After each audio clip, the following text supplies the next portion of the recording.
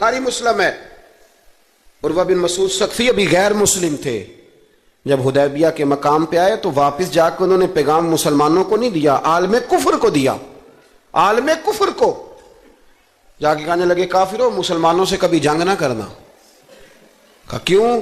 کہنے لگے میں حدیبیہ میں دیکھ کے آیا ہوں, اور میں کوئی بیوقوف آدمی نہیں, نادان نہیں کہ دیکھ کے آیا ہوں تو مطمئن ہو گیا ہوں. میں نے بڑے بڑے بادشاہ دیکھے ہوئے, میں سفیر ہوں, میں نے دنیا دیکھی ہے, لیکن جو تعظیم مصطفیٰ کریم کے غلام ان کی کرتے ہیں وہ میں نے کسی کو کرتے نہیں دیکھا. وہ میں نے نہیں دیکھا. کہا کیا دیکھ آئے ہو؟ یہاں تو ہمارے یہاں درود و سلام پڑھنے والے بھی غریب لوگ رہ گئے ہیں. سنیں جی, آپ باتیں نہ کریں, بڑی مہربانی میری بات سنیں. ہمارے ہاں تو میلاد کے جھنڈے اٹھانے والے بھی غریب لوگ رہ گئے ہیں. ناراض تو نہیں ہو گئے آپ حضرات؟ جلسے میں آنے والے بھی غریب لوگ, جلسہ کرانے والے بھی غریب لوگ. تگڑے لوگ بھی جلسہ کراتے ہیں پر کسی MNA کا, وہ بھی جھنڈا لگاتے ہیں پجاروں پر کسی سیاسی جماعت کا. اپنے اپنے نصیب ہے نا. ساری زندگی جھوٹوں کے نعرے مارتے ہیں, سچے رسول کا نعرہ اللہ نے ہمیں عطا فرمایا ہے.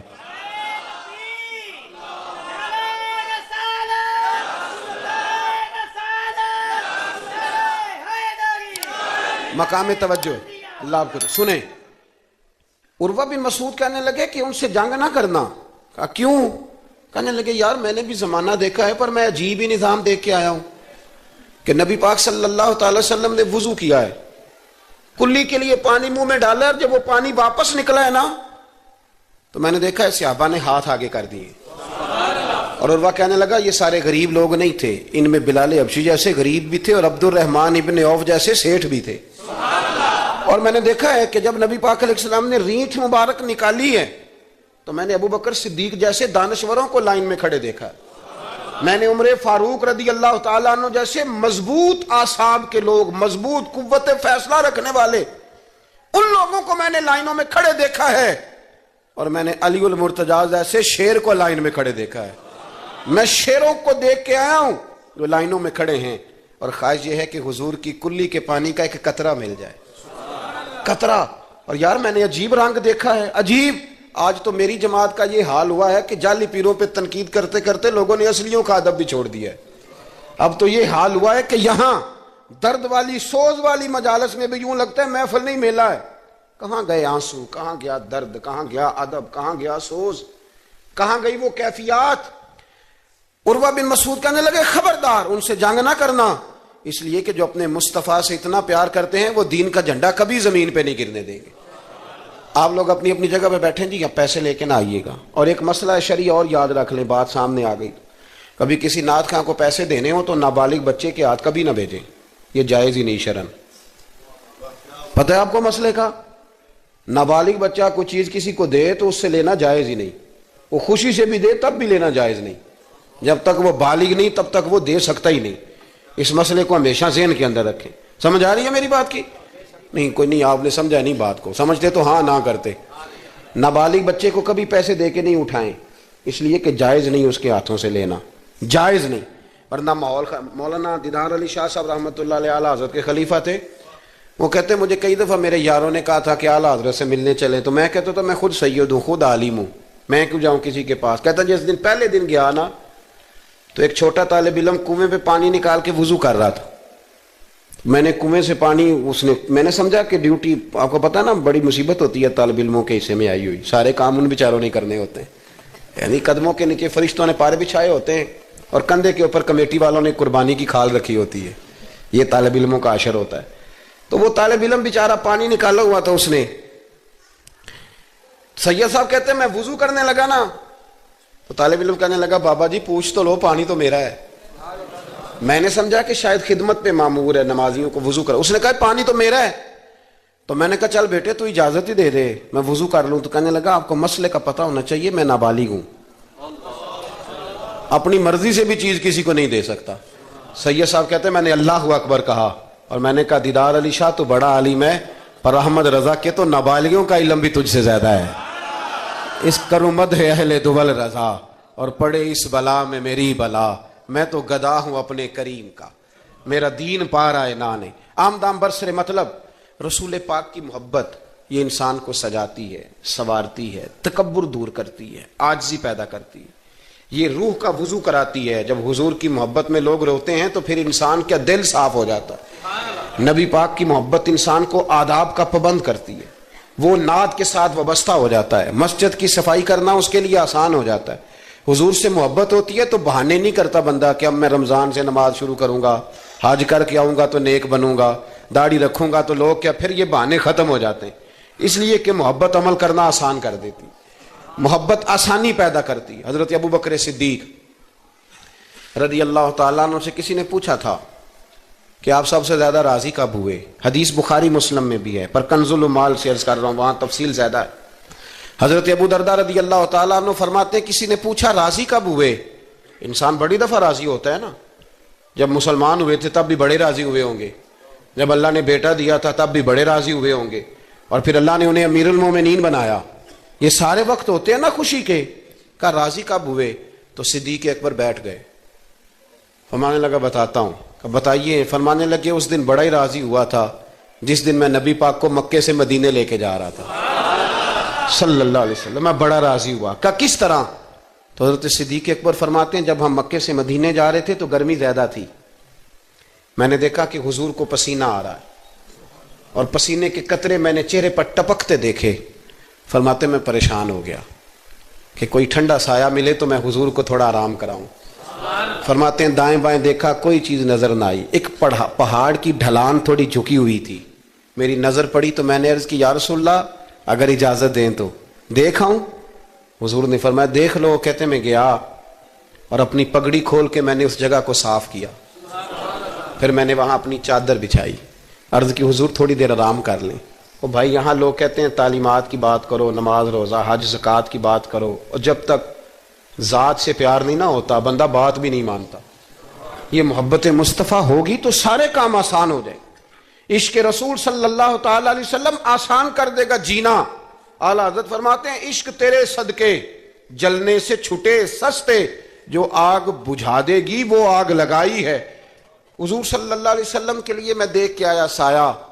آپ فرماتے ہیں پھر میں نے عرض کی یا رسول اللہ صلی اللہ علیہ وسلم تھوڑی دیر آرام کریں. کہتے ہیں حضور لیٹ گئے تو میرے دل میں خیال آیا کہ کوئی ٹھنڈی چیز ملے نا تو مصطفیٰ کریم کو پیش کروں. کہتے ہیں دائیں بائیں دیکھا تو ایک چرواہا بکریاں چرا رہا تھا. اس سے میں نے کہا کہ دودھ دے دو گے تھوڑا سا؟ وہ کہنے لگا کہ اگر آپ ڈیرے پہ مانگتے تو 3 دینار, یہاں 4 دینار کا. آپ فرمانے لگے میں نے تو سوچا تھا تو بہت بڑی قیمت مانگے گا, صرف 4 دینار. کہتے ہیں اسی وقت دیا. میں نے اسے کہا کہ پانی کہاں ملے گا؟ ذرا دیکھنا. یہ صحابہ روایت کر رہے ہیں, محدثین قبول کر رہے ہیں, جرح و تعدیل کے بعد اپنی کتب میں لا رہے ہیں. اس کا مطلب ہے یہ بھی دین کی اصل ہے. اس کا مطلب ہے یہی بنیادی دین ہے جو ہمارے محدثین نے ہم تک پہنچایا. میرے رسول کریم علیہ السلام کے غلاموں, حضرت ابو بکر صدیق رضی اللہ تعالیٰ عنہ کہتے ہیں میں نے کہا کہ پانی کہاں ملے گا؟ وہ کہنے لگا پانی بڑی دور ہے. میں نے کہا کتنی دور ہے؟ کہنے لگے وہ پہاڑ کے پیچھے. میں نے کہا سفر نہ بتا, بس تو رستہ بتا. اس لیے کہ جب عشق سکھاتا ہے آداب خود آگاہی, پھر کھلتے ہیں غلاموں پہ اسرار شہنشاہی. بتا جانا کہاں ہے؟ حضرت ابو بکر صدیق رضی اللہ تعالیٰ عنہ کہتے اس نے کہا پہاڑی کے پیچھے کنواں ہے. آپ فرماتے میں دوڑا گیا لکڑی کے پیالے میں. وہاں سے پہلے میں نے ہاتھ دھوئے, پھر میں نے پیالہ دھویا, پھر پانی بھرا, پھر میں تیزی سے واپس آیا. آ کر کے میں نے اس چرواہے سے کہا یار اس طرح کرو, پہلے اپنے ہاتھ دھو لو, پھر بکری کے تھن دھو لو, پھر مجھے دودھ دھو دو. کہتے مجھے کہنے لگا بڑے صاف ستھرے لگتے ہو, بڑے نفیس ہو. اور میں نے کہا یار میری بات نہیں, جن کے لیے لے کے جانے انہیں اللہ نے بڑا پاک صاف پیدا فرمایا. جن کے لیے لے کے جانے ان کی بڑی شان ہے. جناب ابو بکر صدیق فرماتے ہیں اس نے مجھے کہا تو خود ہی دھو لے. فرماتے ہیں میں نے پہلے بکری کے تھن دھوئے, پھر دودھ دھویا, شدید گرمی, پھر وہ پیالہ لے کے میں کنویں پہ گیا, پھر وہاں سے پانی نکالا, پھر میں نے اس کو رکھ کے پیالے کو اس پانی میں ٹھنڈا کیا. جب دودھ ٹھنڈا ہو گیا تو میں اب آ رہا ہوں, آہستہ آہستہ اس لیے چل رہا ہوں کہ دودھ گر نہ جائے, اور پریشان اس بات میں ہوں کہ دیر ہو گئی تو دوبارہ گرم نہ ہو جائے. آپ فرماتے ہیں لا کے میں محبوب کی بارگاہ میں حاضر ہوا تو حضور کی آنکھ مبارک لگی ہوئی تھی. اب دل میں خیال آیا جگا میں سکتا نہیں, اور اگر حضور دیر سے اٹھے تو پھر گرم ہو جائے گا. کہتے ابھی میں کھڑا ہوا ہی تھا کہ میرے مصطفیٰ نے آنکھیں کھول دی. رسول کریم علیہ السلام نے آنکھیں کھولی. حضرت ابو بکر صدیق فرماتے ہیں گھٹنوں کے بل بیٹھ کر جب میں نے وہ دودھ کا پیالہ مصطفیٰ کو پیش کیا اس پردیس میں، اس سفر میں، جب دائیں بائیں کوئی اور نہیں تھا، جب وہ میں نے پیش کیا نا، حضور نے پہلے 3 گھونٹ پیے، فرمانے لگے ابو درداء جب وہ 3 گھونٹ پی کے میری طرف دیکھ کے حضور مسکرائے نا تو میں کھل کے رویا، میں کھل کے رویا۔ اور فرماتے ہیں جب نبی پاک نے وہ سارا دودھ پی لیا اور حضور نے فرمایا نا مجھے بڑا اچھا لگا ہے، تو فرماتے ابو درداء میں اس دن اتنا راضی ہوا کہ نہ اس سے پہلے کبھی ہوا تھا نہ اس کے بعد کبھی ہوا۔ ذات رسالت کے ساتھ صحابہ کا جو تعلق ہے نبی پاک کی ذات کے ساتھ، یہ نا عقل مند آدمی بیچارہ ساری زندگی بحث ہی کرتا رہتا ہے، میں نے دیکھیں ساری زندگی۔ حضرت ملا رومی فرمایا کرتے تھے اللہ نے لوگوں کو عقل دیا استعمال کرنے کے لیے، پر لوگ ساری زندگی عقل کے ہاتھوں استعمال ہوتے رہے۔ عقل مندوں کا مرشد بھی کوئی نہیں ہوتا، کئی میری طرح کے پڑھے لکھے ہوتے ہیں ان کا بھی پیر کوئی نہیں ہوتا، وہ خود ہی بہت بڑے پیر ہوتے ہیں، کوئی نہیں جس سے رہنمائی لے، اس لیے کہ وہ نفس اتنا موٹا ہو جاتا ہے کہ کسی جگہ نہ پیار کرنے دیتا ہے نہ محبت کرنے دیتا ہے، 4 پیسے آ جائیں تو اس آدمی کا بھی کوئی رہنما نہیں ہوتا، اس لیے کہ اب وہ خود سارا کچھ ہو جاتا ہے۔ بھائیو، رسول پاک کے غلاموں نے جب مصطفیٰ کریم کی باری آئی تو عقل نبی پاک کے قدموں پہ قربان کر دی، پھر انہوں نے دائیں بائیں ادھر ادھر نہیں دیکھا، کبھی نہیں کوئی سوال کوئی جواب، کبھی ادھر ادھر نہیں گئے، سیدھا ذات رسالت کے ساتھ پیار۔ پڑھیے یہ روایت تو مشکات میں بھی ہے، طبرانی میں بھی ہے، صلح حدیبیہ کا معاہدہ لکھا جا رہا تھا، توجہ ہے میرے دوستوں۔ ہم ویسے ساری زندگی یہی سنتے رہے ہیں کہ الامر فوق الادب، حکم ادب پہ فوقیت رکھتا ہے، بڑا عزت والا آدمی ہے، مانگ کے نہیں کھاتا، چوری کر کے نہیں کھاتا، کرپشن کا مال نہیں کھاتا، حلال کھاتا ہے، وہ تعظیم والا ہے۔ نبی کریم علیہ السلام نے فرمایا تم نے صبح اللہ پہ بھروسہ کرنا ہے، گھر سے نکل جانا ہے، جس طرح رب پرندوں کو روزی دیتا ہے نا اسی طرح تمہیں بھی عطا فرمائے گا۔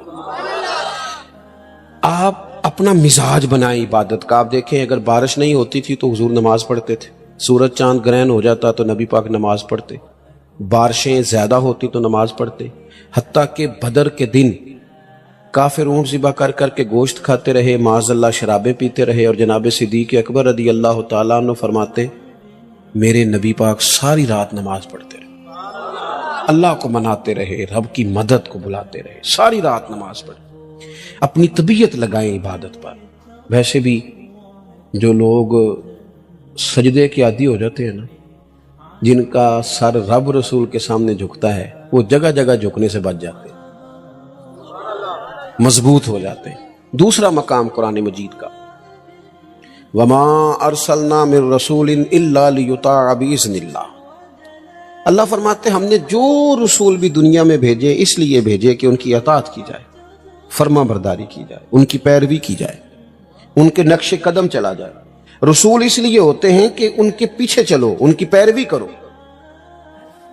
یہ تو ہر رسول کی بات ہے، اور اگر کوئی میرے رسول پاک کی پیروی کرے، اگر کوئی امام الانبیاء کی پیروی کرے، پھر کیا ملتا ہے؟ قل ان کنتم تحبون اللہ فاتبعونی یحببکم اللہ۔ اللہ فرماتے ہیں محبوب ان سے کہو اگر رب سے محبت کرنا چاہتے ہیں تو آپ کی پیروی کریں، اللہ خود ان سے محبت فرمائے گا۔ نبی پاک کے طریقے پر چل کے بندہ اللہ کا محبوب بن جاتا ہے، اور غیر مشروط اطاعت صرف نبی پاک کی ہے۔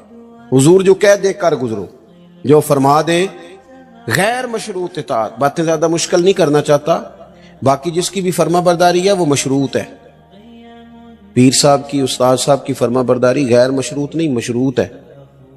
کسی کا بھی حکم صرف وہ مانا جائے گا جو شریعت کے دائرے کے اندر ہے، اگر دائرے سے باہر ہے تو پھر کسی پیر کا، استاد کا حکم، نبی پاک کا ہر حکم مانا جائے گا، کیونکہ حضور کی بات ہی شریعت ہے۔ نبی پاک کا اٹھنا بیٹھنا دین ہے، حضور کا کلام کرنا دین ہے۔ نبی پاک کے رستوں کا مسافر بنا جائے، حضور کی فرما برداری کی جائے، اطاعت کی جائے، نبی پاک سے پیار کرنا ہے وہ بھی کھول کے، اور حضور کا حکم ماننا ہے تو وہ بھی پورا۔ ہمارے ہاں لوگ پیار کھول کے کرتے ہیں، حکم۔ اچھا جناب، کسی بندے سے آپ باقی وہ سارے کام بغیر دعا کے کر رہا ہے، بینک میں تنخواہ آتی ہے دعا نہیں کراتا، لینے چلا جاتا ہے، گھومنے سیر کرنے سب جگہ وہ بغیر دعا کے جاتا ہے۔ اگر اسے کہا جائے نماز پڑھو، کہتے پیر صاحب دعا کرو میرے لیے۔ میں کہ باقی تے کما دی نہیں دی یار کدے دعا کرائی، باقی بھی کراتا نا تو ایک کیوں مطلب ہم اس طرح کا مزاج بناتے ہیں؟ اس سے بندے کا دل سخت ہو جاتا ہے۔ جب وہ دنیا کے کام بھاگ بھاگ کے کرے اور دین کے کاموں میں سستی کرے تب یہ سخت ہو جائے گی، آپ بے چین ہو جائیں گے۔ نبی پاک کی فرما، صحابہ نا بحث نہیں کرتے تھے، حکم مانتے تھے۔ جو غلام ہوتے ہیں نا، غلام تو غلامی کرتے ہیں، غلام جو ہوتے ہیں وہ ویسے۔ اچھا کچھ لوگ کہتے ہیں یہ فلانا کام جو دین نے حکم دیا اس کی حکمت بتائیں، تو میں کہتا ہوں حکمت سمجھ میں آ جائے تو ٹھیک ہے، نہ بھی آئے تو ہم غلام ہیں۔ غلام حکمتیں پوچھا، آپ نے اپنے ملازم سے کہا جا 5 کلو چینی لے آ، تو اگر وہ پوچھے کہ کی کرنی دے پوچھن دیں دے بولو، ہم کہتے ہیں بھئی تم جس کام کی تنخواہ لیتے ہو نا وہ کام کر۔ آپ نے ڈرائیور رکھا ہے، ڈرائیور سے کہا چلو میرے ساتھ لاہور، تو وہ کہنے لگا اتھے کی ہے، جو کرنے دیتے ہیں آپ؟ غلامی کرتے ہیں، بحث۔ یہاں لوگ پوچھتے ہیں، ہماری حکومتوں سے کہا جائے نا کہ سود حرام ہے، منع کرو، اسے ختم کرو، تو کہتے ہیں بورڈ بٹھانے لگے ہیں۔ کس بات کا بورڈ بٹھاؤ گے؟ کیوں بٹھاؤ گے؟ اس پر ڈبیٹ کی ضرورت ہے جسے کتاب و سنت نے حرام کہا۔ عورت کا پردہ ضروری ہے، اس کے لیے پی ایچ ڈی کرنے کی ضرورت نہیں۔ شریعت نے اسے با پردہ کیا، وہ با پردہ رہے گی۔ حلال حرام کے مسئلے جاننے کے لیے اللہ نے انسان کے وجود میں شعور رکھ دیا ہے، اس کے لیے بندے کا گریجویٹ ہونا یا ماسٹر کی ڈگری رکھنا ضروری نہیں، اسے پتا ہوتا ہے یہ میرے لیے حلال ہے، یہ میرے لیے حرام ہے۔ ہم کیا کرتے ہیں؟ دین کو خوب مناتے ہیں، ہم نعرہ خوب لگاتے ہیں، عمل کی باری آتی ہے تو سستی۔ بلکہ جو لوگ گھنٹوں بیٹھ کے دینی معاملات پہ ڈسکس کرتے ہیں وہ بھی بھاگ رہے ہوتے ہیں عمل کے معاملے میں، اللہ ماشاءاللہ چست ہو کے، عمل چست ہو کے۔ غلامی کرتا ہے۔ امام احمد بن حنبل نے ایک غلام خرید کے لائے، آپ فرمانے لگے تیرا نام کیا ہے؟ قربان جائے۔ امام صاحب کہتے ہیں اس نے پہلے ہی جواب دیا تو مجھے وجد ہو گیا۔ تیرا نام کیا ہے؟ کہنے لگا حضور غلاموں کا نام نہیں ہوتا، آپ کسی اور کو بھی پکاریں گے تو میں سمجھوں گا مجھے ہی آواز دے رہے ہیں۔ آپ نے فرمایا یہ کمرے پسند کر لے، رہے گا کہاں؟ کہنے لگا حضور غلاموں کے نخرے نہیں ہوتے، آپ جہاں مجھے کہیں گے میں چپ کر کے سو جاؤں گا۔ فرمانے لگے روٹی کیا کھائے گا؟ کہنے لگا حضور میں غلام ہوں، میں نے غلامی کرنی ہے، کوئی ٹکڑا بچ گیا تو دے دینا۔ راتی جاگے شیخ صداویں، راتی جاگ دے کتے تیتھوں اتے، مالک دا در مول نہیں چھڑ دے، پاویں مارو 100 جتے، تیتھوں اتے رکھا سکھا کھا، رکھا سکھا۔ حضرت بلے شاہ کہتے ہیں کہ تو دیکھ تیرے اوپر اللہ کی نعمتیں کتنی زیادہ ہیں اور تیری وفاداری کتنی ہے۔ کتے کو تو ایک روٹی ڈالتا ہے وہ بھی بچی ہوئی، دوسری مانگے تو جوتا مارتا ہے، اور وہ ساری رات تیری پہرے داری کرتا ہے۔ اس کا انداز دیکھ، اور تیرا بھی تو کوئی مالک ہے نا، تو سویا ہوا ہے، عشاء کے ٹائم تو سڑک پہ تھا، کھانے والی دکان پہ تھا، برگر والی دکان پہ تھا، اور فجر میں تو بستر پہ تھا۔ کہنے لگے راتی جاگے تے شیخ صدا میں، راتی جاگ دے کتے تیتھوں تے، مالک دا در مول نہ چھٹتے، پاویں مارو 100 جتے، تیتھوں اتے رکھا سکھا کھا، تے دینے جا رکھاں وچ ستے، تیتھوں اتے ایک برکی دا قدر پچھانن، پاویں مالک ہومن ستے، او تیتھوں اتے اٹھ بلیا چل یار منا لے، نہیں تے بازی لے گئے نہیں کتے، نہیں تے پھر بازی لے گئے کتے۔ بات مانے، حضور کی غلامی کریں۔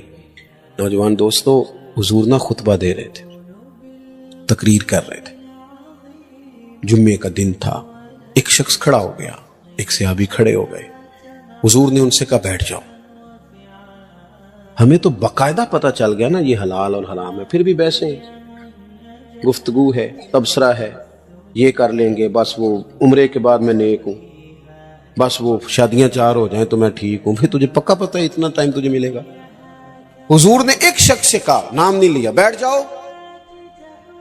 ایک صحابی اس کونے میں تھے، ان کے کان میں آواز گئی، مسجد کے دور کونے میں، وہیں بیٹھ گئے۔ ایک وہ باہر تھے کونے میں، کان میں آواز گئی بیٹھ جاؤ، وہیں بیٹھ گئے۔ ایک اس کونے میں۔ جب حکم ماننا ہے نا، جب غلامی کرنی ہے تو غلام تو بھاگ جاتا ہے، اشارہ ملتے ہی دوڑ جاتا ہے۔ لوگ مختلف کونوں میں بیٹھ گئے، نماز مکمل ہوئی، اللہ کے حبیب صلی اللہ تعالی علیہ وسلم نے فرمایا آپ کہاں تھے؟ حضور وہ आवाज आई थी बैठ जाओ, मैं वहीं बैठ गया था। आप कहाँ थे या रसूल अल्लाह? मैं बोर कोने में था, मेरे कानों में आपकी मुकद्दस आवाज आई बैठ जाओ, तो मैं वहीं बैठ गया। आप कहाँ थे या रसूल अल्लाह? वो दूर था बनु गनम में, आवाज आई मैं बैठ गया। महबूब फरमाने लगे ना आपसे कहा, ना आपसे कहा, ना आपसे कहा, मैंने तो इनसे कहा था। रो पड़े, या रसूल अल्लाह आपने नाम तो नहीं ना लिया? हमने सुना ना बैठ जाओ तो गुलाम क्यों हुए? मकसूद तो गुलामी करना। तेरे तेरे हुक्म के पाबंद हैं, सानू कैद सजन दा गहना है। ओ जिंज रखे असां उंज रहना है, सानू ते कैद सजन दा गहना है। सोना जिंज रखे असां उंज। उम्मत गुलामी का दावा हुजूर से करती है, फैशन वो करती है जो राज टीवी पे देखा है। दावा हुजूर की गुलामी का और बात कबीले की मानती है। दावा हुजूर की गुलामी का और चलती वो लोगों के कहने पे है कि लोग क्या कहेंगे। हुजूर इसलिए आए हैं कि नबी पाक की पैरवी करो, हुजूर के नक्श कदम चलो। रसूल करीम ने हमें आसान दीन दिया है। ये रस्में, ये रिवाज, ये कहानियां, ये स्टोरियां, इन्होंने हमें मुश्किल में डाला है। मैं पता है दीनदार किस बंदे को समझता हूँ? जो महफिल में आया, जुमा पढ़ता है। मेरी राय ये है, मैंने ये सुना है अपने बड़ों से, कि दीनदार होने का पता उस दिन चलता है जिस दिन घर में शादी होती है। मस्जिद में तो सारे दीनदार होते हैं, महफिल वाले दिन भी सारे, शादी वाले दिन पता चलता है अब कोई दीनदार है कि बेदीन है। अब पता चलता है दीन पे अमल करता है कि खानदानी रसूमात पे चलता है। अब पता चलेगा कि दुखों के वक्त तो अल्लाह रसूल का नाम लेता था, अब सुख का वक्त है, अब भी लेता है कि नहीं, खुशी के वक्त भी लेता है कि नहीं। रोजमर्रा के मामलात में हुजूर से सीखें। हुजूर ने हमें आसान दीन दिया है। हम तो बंदे राजी करते करते, दुनिया ठीक करते करते थक गए हैं, रूहें थक गई हैं। वो लोग गए थे बेचारे 4 साल के लिए मुल्क से बाहर के मैंने अपना कबीला चलाना, 40 साल हो गए वापस नहीं आए, जनाजे नहीं पढ़ सके क्योंकि दुनिया राजी कर रहे। आसान दीन रसूल करीम ने दिया है। ना इधर उधर भागो, ना अपने आप को थकाओ। नहीं चल सकते हम दुनिया के साथ जो दुनिया चाहती है। एक है तरक्की की तरफ बढ़ना, वो तो मामला अलग है। एक है रस्मो रिवाज। कि मैं थोड़ी देर पहले दोस्तों को कह रहा था, ये अभी कोई 15-16 साल पहले की बात है, हमारे खानदान में एक शादी थी, तो मेरे चचा जान ने दादा जान से कहा कि मैरिज हाल बुक कराना है बच्ची की शादी। तो दादे और लड़ पे उन्हें क्या तियां करो रवाना करी दिए। फिर 15-16 साल ही लंघे ने, लोगों को भी गल भुली गई। हूँ घर कराया तो उन्हें कहना खरे पेंडू ने, इन्हें को खरे पैसे नहीं, लिहाजा मैरिज हाल पे मैरिज हाल। चल गए हम, थोड़ा टाइम लगता है, सारे साथ हो जाते। दादाजी कहने लगे पुत्र तियां करो टोरी दियां ने। तो फिर बड़ी मुश्किल से उन्हें मनाया, इस शर्त पे माने कि रुखसती के वक्त बच्ची गार हो। आप मेरी बात को समझे, हम ना बिला वजह की आजमाइशों का शिकार है। हुजूर की पैरवी करें। आसान दीन मेरे रसूल पाक ने दिया, नबी पाक ने, लो सुनो बात, खुश हो जाओगे। हमारा हाँ मसला यह है कि दौलत तकसीम हो गई है, वो इस तरह तकसीम हुई है कि बाद लोग अमीर से अमीर तर हो गए और बाज गरीब से गरीब तर हो गए। हमारे पास जो 100 रुपये आता है वो हमारी अपनी मलकियत होता है, हम उसमें से किसी को 20 देने को तैयार है। हालांकि हक ये है कि अगर अल्लाह ने दिया है ना तो जरा बांट ले, बांटने से सुरूर बढ़ जाता है। मैं अपने दोस्तों को मशवरा दिया करता हूं कि 3 बंदों का खाना 4 भी खा सकते, 4 का खाना 6 खा लेते हैं, और खाना 6 का हो तो 10 को भी पूरा आ जाता है। शर्त यह है कि दस्तरखान छोटा भी हो पर दिल बढ़ाओ, दिल बढ़ाओ, गुंजाइश हो। हुजूर ने हमें क्या तरीका दिया? 10 दिनार थे नबी पाक के पास, हुजूर बाजार गए, 4 दिनार की कमीज खरीदी, पहन के हुजूर बाहर तशरीफ लाए तो एक अंसारी सहाबी ने अर्ज की, हुजूर मुझे नहीं दे देते? हुजूर उसी वक्त गए, पुराना कुर्ता पहना, कमीज उतार के दे दी। फिर जाके 4 दिनार की और खरीद के लाए। महबूब वापस आ रहे थे, 2 दिनार बचे हुए थे, एक खातून को देखा रो रही है। हुजूर ने फरमाया क्यों रोती हो? अर्ज की, हुजूर मैं फलां आदमी की मुलाजमा हूं, कनीजा हूं, आटा खरीदने के लिए उसने 2 दिनार दिए थे, मुझसे गुम हो गए, मैं परेशान हूं, वो मारेगी मैं जाऊंगी। तो महबूब ने फरमाया ये लेना 2 दिनार। असी पहला बंदे दा साहब भी बाबा करीदा है भी ये हकदार है कि हाँ बड़ा साहब। हम गए वो सैलाब ज़दगान की मदद करने के लिए। اللہ نے توفیق دی, کافی سارے لوگ گئے. ویسے ہن سلاب والے ٹر گئے نے سارے اپنے اپنے گھر جی, خبراں ٹھنڈیاں ہو گئی.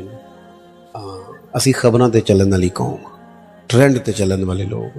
جی ٹرینڈ چل رہا ہے تے اسی بھی ناراض ہو گئے ہو نہ ہویا تے یار تہاڈی مہربانی میں ٹور چلا. بس ٹرینڈ پہ نہ چلو, حقیقت پہ چلو. تیسرا مہینہ چڑھ گیا, سڑکوں پہ بیٹھے ہیں لوگ. آپ کی ساری جماعتیں, سیاسی جماعتیں حکومت میں, کسی کی مرکز میں ہے, کسی کوئی بندہ شور نہ کرے کہ میں حکومت میں نہیں. کوئی پنجاب میں حکومت میں ہے, کوئی کے پی کی خیبر پختونخوا میں ہے, کوئی مرکز میں ہے, کوئی سندھ میں ہے. نہیں صحیح آ کیا میں تے پھر یار انجن کرو نا, تسی پریشان ہی ہو گئے ہو. میں سیاست ساری سمجھتا ہوں پر سیاست کرتا نہیں ہوں, کیونکہ ہم نے ہر دکھ کو محبت کا تسلسل سمجھا. ہم کوئی تم تھے کہ تم سے شکایت کرتے کی محبت تو سیاست کا چلن چھوڑ دیا.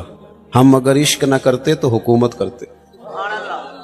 میرے بھائی غور کریں آپ بات پر. سب کی حکومت ہے جتنے ہیں, ان کو چاہیے تھا نا پہلے اپنے سارے رٹے چھوڑ دیتے, پہلے ان کو گھروں میں بساتے. لیکن ہم بھی موج والے لوگ ہیں, ہم نے تو سپورٹ کرنا ہے سامنے جو بھی ہو. الیکشن آئے نہیں تے سبوئے کے دفتر پایا نہیں, تے مفت دیاں لڑائیاں, کوئی لینا دینا نہیں. تو میرے کہن تے ووٹ نہ دیتے تے میرا تیرا جین مرن تسی مکایا, انہاں تے نہیں مکایا. انہوں نے نال دی پارٹی نے وزارت دیتی, انہوں ادھر ٹر جانا ہے. کیوں آپ اس مذاق کے ہتھے چڑھتے ہیں, استعمال ہوتے ہیں؟ بچیں ان چیزوں سے. بہرحال بات ختم کرنی ہے, آگے بڑھتا ہوں. ہم وہاں گئے تو بعض لوگوں نے کہا جی یہ تو تنگ کرتے ہیں, یہ تو چھین لیتے ہیں. میں نے انہیں کہا جب بھوک زیادہ لگتی ہے نا تو کئی دفعہ انسان کھاتے کھاتے کپڑے بھر لیتا ہے سارے. بھوک زیادہ لگ جائے تو پھر کئی دفعہ آداب یاد ہم نہ توجہ نہیں کرتے, دیکھتے نہیں کہ دائیں بائیں بھوک کتنی زیادہ ہے. ہم ڈھونڈتے پھرتے ہیں, تھرمامیٹر رکھا ہوا ہے, پہلے پورا پتہ کر لو بندہ مستحق ہے کہ نہیں. امام شافعی فرمایا کرتے تھے تو پہلے بتا رب نے جو تجھے دیا ہے تو اس کا حقدار تھا, تو بندوں کو چیک کرتا پھرتا ہے اور سخت رویہ رکھتا ہے. بہرحال بات لمبی نہیں کرنی. حضور علیہ السلام گھر چلے گئے, اس کو 2 دینار دیے. وہ کہنے لگی یا رسول اللہ پھر نہ مار پڑ جائے کہ دیر سے کیوں آئی ہو. حضور نہ اس خاتون کو لے کے اس کے مالک کے گھر چلے گئے کہ سفارش کر دوں, اسے کہے کچھ نہ. محبوب نے ان کے دروازے پہ کھڑے ہو کے کہا السلام علیکم, اندر سے جواب ہی کوئی نہ آیا. حضور نے پھر فرمایا السلام علیکم, کوئی جواب نہیں آیا. تیسری دفعہ حضور 3 دفعہ دستک دیتے, تیسری دفعہ کہا السلام علیکم, وہ سارے بول پڑے وعلیکم السلام. تو حضور فرمانے لگے پہلے جب میں نے سلام کیا تو جواب کیوں نہیں دیا؟ عرض کی حضور دل کر رہا تھا آپ ذرا زیادہ سلامتیاں بھیج دیں. کرم ہو رہا ہے تو ذرا ہو جائے نا, تھوڑا سا کرم ہو جائے نا ذرا. حضور علیہ السلام نے فرمایا یہ تمہاری خادمہ ایک کنیز ہے, آٹا اس کے گم ہو گئے تھے دینار تو نیا سامان خریدتے دیر ہوگی, اسے مارنا نہ. اسی بھی سفارش کری دی ہے پر بندہ ہوئے تگڑا تھا. ہاں ماڑا سفارش ہی آج تو انہوں آکی دا گڈی دا کرایہ ہے ہی, اس کی تو نہیں نا سفارش ہوتی, وہ تو بیچارہ حاجت مند ہے. یہ کام نہ کرو. کچھ کام زندگی میں صرف اللہ کی رضا کے لیے بھی کرو, اپنی قبر و حشر کی بہتری کے لیے بھی کچھ کام کریں. عزیز بھائی حضور جب وہاں چلے گئے نا تو محبوب نے فرمایا اسے کہنا کچھ نہ, تو وہ حضور کے غلام اتنے خوش ہوئے, عرض کی حضور کہنا کیا ہے, آپ آ گئے ہم نے آزاد کیا. اب محبوب واپس آئے تو پتہ کیا فرمایا حضور نے؟ فرمانے لگے دیکھو بھئی اللہ نے مجھے 10 دینار دیے تھے, میں نے بھی قمیض پہن لی ہے, ایک انصاری نے بھی پہن لی ہے, اور ایک کنیز بھی آزاد ہو گئی ہے. تو آسان زندگی دی, حضور کی پیروی کریں. ایک آیت اور پڑھتا ہوں پھر بات کو سمیٹوں گا. تیسرے مقام پر اللہ کریم نے فرمایا کما ارسلنا فیکم رسولا منکم یتلو علیکم آیاتنا ویزکیکم. فرمایا جیسا کہ ہم نے تمہیں میں سے تمہیں رسول دیے ہیں, میرے رسول تم پر قرآن پڑھیں گے اور تمہارا تزکیہ فرما دیں گے, تمہیں پاک کر دیں گے. پاک ایک ہوتی ہے ظاہری طور پر میل کچھ ہے, وہ بھی بندے کو بے چین کرتی ہے. آپ 1-2 دن غسل نہ کریں طبیعت بوجھل ہو جاتی. جب بندہ نہا لیتا ہے تو اپنے آپ کو ہلکا پھلکا محسوس کرتا ہے. یہ بٹن ٹوٹ جائے نا ویسٹ کوٹ کا, کرتے کا, تو کسی کو نام بھی پتا ہو تو جس کا ٹوٹا ہو وہ بڑی ٹینشن میں ہوتا ہے کہ میرا بٹن ٹوٹیا ہے. بلکہ وہ بچے شور کرتے ہیں کہ میں شادی تے جانا ہی نہیں, میری جوتی پرانی ہے. کسی کو بھی نہیں پتا پرانی ہے کہ نہیں ہے, لیکن اسے تو پتا ہے نا پرانی ہے. اس کی طبیعت پہ بوجھ ہے. اسی طرح اگر ظاہر پر تھوڑا بہت بوجھ ہو تو بندہ تکلیف میں ہوتا ہے، تو اگر باطن پر بوجھ ہو نا، باطن پر حسد کا بوجھ، بغض کا بوجھ، عداوت کا بوجھ، تکبر، ریاکاری، دکھاوا بندے کو بے چین کر دیتا ہے. حضور اس لیے آئے ہیں کہ قرآن پڑھیں گے اور تمہیں پاکیزگی عطا فرما دیں گے. نبی پاک نے نا لوگوں کے دلوں کے بوجھ اتار دیے. پاکیزگی دل. حضور نے لوگوں کو پیار کرنا سکھایا، محبت کرنی سکھائی، تعصبات سے بچایا، نفرت انگیزی سے بچایا، امیر غریب کو کٹھا بٹھایا، لڑنے والے قبیلوں کو قریب کیا. لوگوں کے دلوں سے یہ ساری قدورتیں نکل گئی. یہ ہم نے نا بلا وجہ کے بوجھ بنا لی ہیں. او فلانے، ایک دن میرے پاس ایک صاحب بیٹھ کے کہنے لگے اے جنی چھتی کو پیسے آئے نہیں چھتی آ سکتے نہیں. میں نے کہا رب تو کہتا ہے وَيَرْزُقْهُ مِنْ حَيْثُ لَا يَحْتَسِبُ، میں وہاں سے دوں گا تمہارا گمان بھی نہیں ہوگا. تو ہمیں کیا مصیبت بنی ہے، حساب لے لے گا اللہ. ہم بلا وجہ لوگوں کا حساب کرتے پھرتے ہیں، اپنا ہوتا نہیں. زندگی میں اپنا حساب کرنا چاہیے. اپنا میں آپ سے عرض کروں، ہم نا ساری زندگی دوسروں پہ ڈالتے ہیں، ساری زندگی. میرا ایک ذاتی تجربہ ہے، آپ اختلاف بھی کر سکتے ہیں. میری رائے یہ ہے کہ جو بندہ پڑھا نہیں نا، زندگی میں تعلیم نہیں حاصل کی، اس نے اپنی وجہ سے نہیں کی. بعد پہ کہانیاں سنائے کر دے حالات ٹھیک نہیں سن مینوں فلانا، کوئی ایسی بات نہیں. جس نے پڑھنا ہوتا ہے وہ پڑھ. منڈے ذرا ناراض ہو گئے نے میرے تو. یہ حضرت صاحب تسی تے ابیاں نوں سچی گل سمجھا رہے ہو، میں آپ کو صحیح کہہ رہا ہوں. جنہوں نے پڑھنا تھا نا وہ دن کو فیکٹری میں ملازمت کر کے بھی رات کو پڑھ لیتے تھے. جس نے پڑھنا تھا نا اس نے، ہم پڑھتے نہیں، توجہ نہیں کرتے، محنت نہیں کرتے، ادھر ادھر کی سرگرمیاں زیادہ ہیں. اپنی غلطیاں ڈھونڈیں، اپنے دل سے بوجھ اتاریں، زندگی میں کہاں کہاں کمزوریاں وہ دور کریں. حضور علیہ السلام نے فرمایا، یہ حدیث آپ نے یاد رکھنی ہے. نبی پاک علیہ السلام نے فرمایا، اے انس میرے بیٹے، تم سے ہو سکے تو صبح اس حال میں کرنا کہ تمہارے دل میں کسی کا بغض نہ ہو. آپ میری بات پر توجہ کریں جی، بچے ہیں، ہوتا رہتا ہے معاملہ. حضور نے فرمایا انس تم سے ہو سکے تو صبح اس حال میں کرنا کہ تمہارے دل میں کسی کا بغض. محبوب فرمانے لگے یہ میری سنت ہے، اور جس نے میری سنت سے محبت کی اسی نے مجھ سے محبت کی ہے. یہ میری سنت ہے، یہ میری سنت ہے. نیرا مسواک لے کے دانت صاف کرنا ہی سنت نہیں، دل صاف رکھنا بھی سنت ہے. نظام اسباب یہ ہے کہ ماں باپ کے ملاپ سے اولاد پیدا ہوتی ہے، اور اگر رب چاہے نا تو حضرت عیسیٰ علیہ السلام کو بغیر باپ کے بھی پیدا فرما دیتا ہے. ہم جو مسلمان ہیں نا، ہماری ساری کی ساری توجہ نظام اسباب پہ ہو گئی ہے. اسباب پورے جمع کرو، لیکن اپنے رب کی بارگاہ کی طرف رجوع بھی کرو. کئی دفعہ نا اسباب سارے بندے کے ہاتھ سے چھوٹ جاتے ہیں، پھر اسے ضرورت ہوتی ہے دست غیب کی، اللہ اس کی مدد کرے. جو آیہ کریمہ میں نے قرآن مجید کی پڑھی ہے اس میں اللہ کریم نے فرمایا یا ایھا الذین آمنوا توبوا الی اللہ توبۃ نصوحا، اے ایمان والو اپنے رب کی طرف رجوع کرو، اپنے رب کی بارگاہ میں توبہ کرو، پر توبہ سچی کرنا.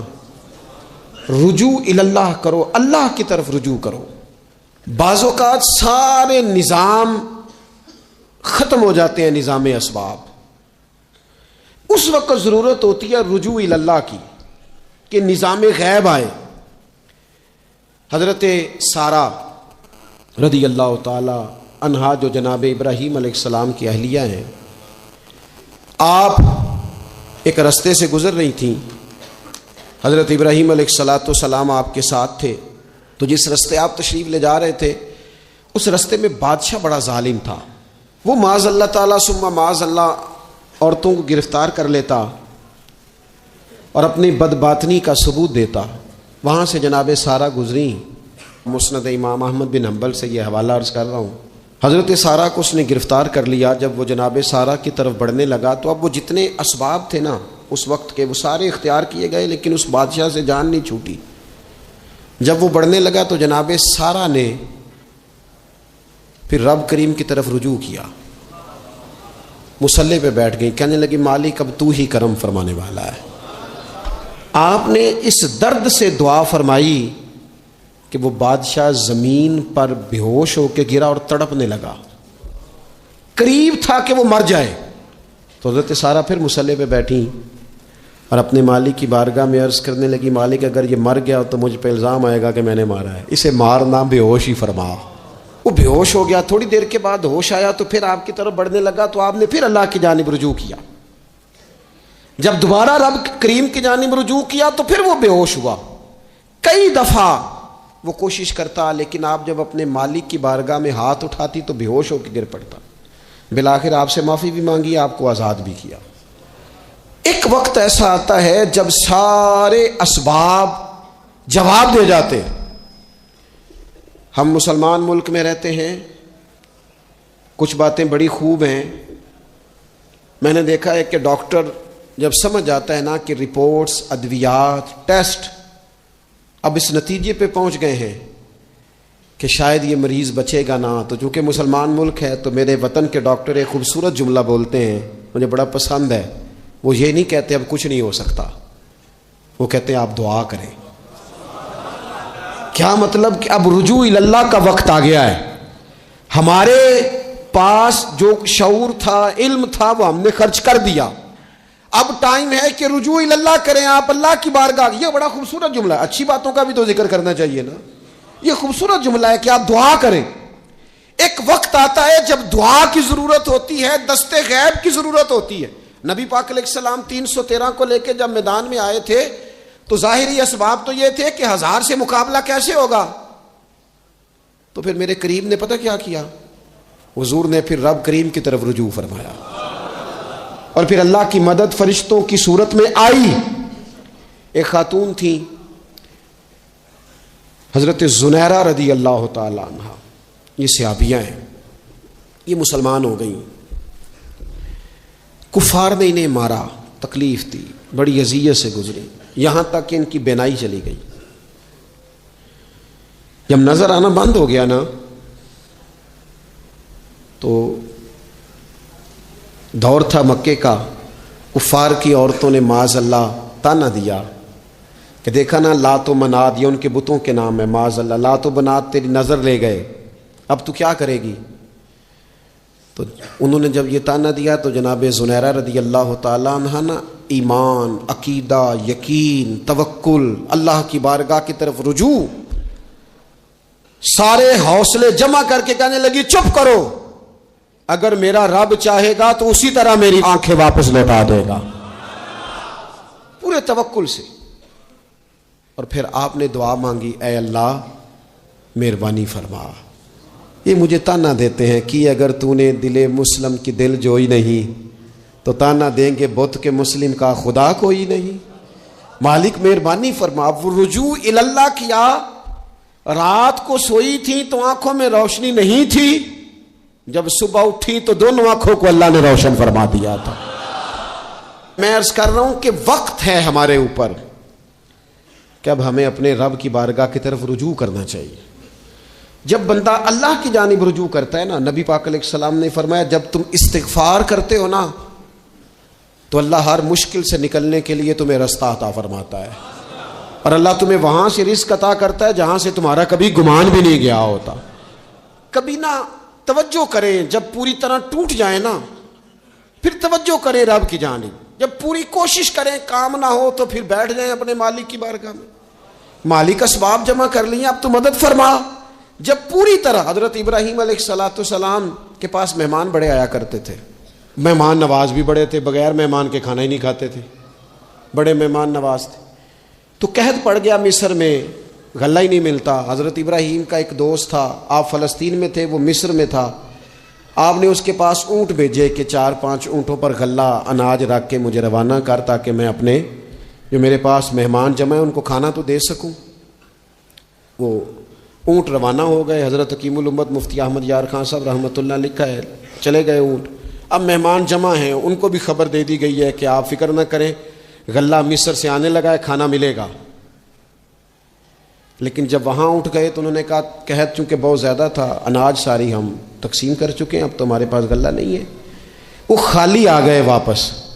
جب وہ خالی واپس آ رہے تھے نا اونٹ، تو جو آپ کے خدام لینے گئے تھے ان کے دلوں میں یہ خیال آیا کہ ہم اگر خالی واپس جائیں گے تو وہ جو مہمان ہیں وہ دیکھیں گے تو وہ تو بڑی آس امید لگائے بیٹھے ہیں کہ ہمیں آج کھانا ملے گا، تو بیچارے مایوس ہو جائیں گے۔ انہوں نے اس طرح کیا کہ رستے میں کچھ ریت بھر لی ان بوریوں میں اور اونٹوں پہ ان کو رکھ لیا تاکہ پھر جا کے حضرت ابراہیم سے عرض کریں گے، وہ خود ہی لوگوں کو سمجھا دیں گے، ایسے خالی اونٹ لے جانا بہتر نہیں۔